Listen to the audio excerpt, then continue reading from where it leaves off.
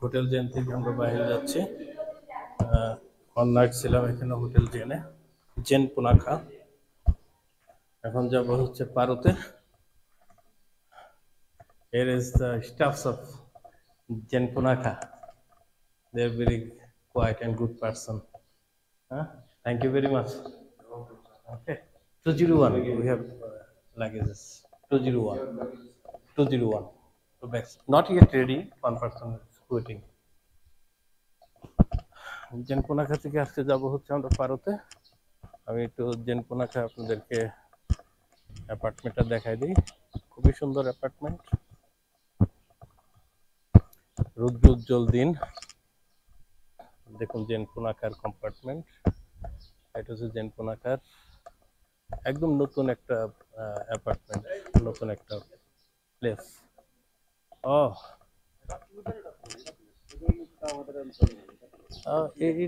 এটার নাম কি অ্যাকচুয়ালি? আমি নিজেও জানি এটার নাম কি। ওয়াও, দেখি খারাপ কিছু না, ভালো তা তো যায় না, কিন্তু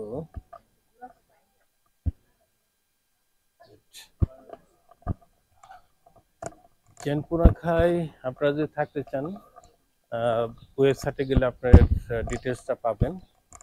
জেন পুনাখা সার্চ দিলে আপনারা গুগলে পেয়ে যাবেন। অ্যাপার্টমেন্টটা অনেক সুন্দর, শহর থেকে একটু বাইরে, বাট অল আর গুড। আমাদের কাছে ভালো লেগেছে। তাদের রুম রেন্ট হচ্ছে অ্যারাউন্ড পিক সিজনে হচ্ছে ৬,০০০ থেকে ৬,৫০০ পার রুম, কমপ্লিমেন্টারি ব্রেকফাস্ট সহ। আর অফ সিজনে আসলে অ্যারাউন্ড 5,০০০ পার রুম।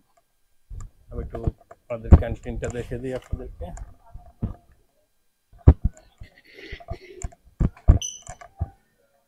হ্যালো, হচ্ছে উনি হচ্ছে এখানকার ম্যানেজার অরুণ বিশ্বাস।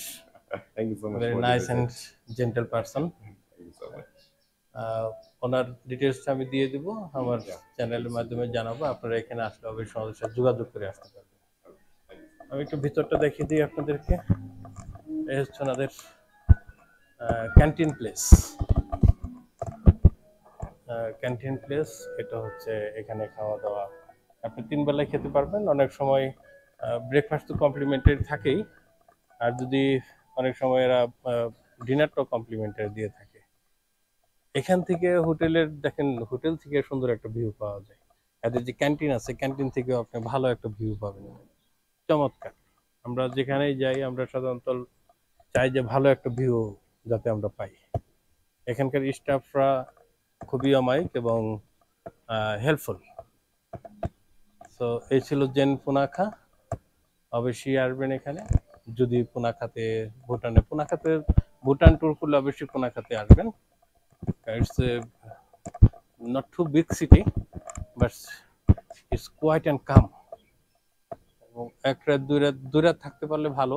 আপনি এক রাত থাকলেন, সারাদিন সাইট সিইং করলেন, দেন পরের দিন রাত থেকে তারপরে চলে গেলেন। That will be better. Good. জেন পুনাখা থেকে বিদায় নিচ্ছি। ধন্যবাদ।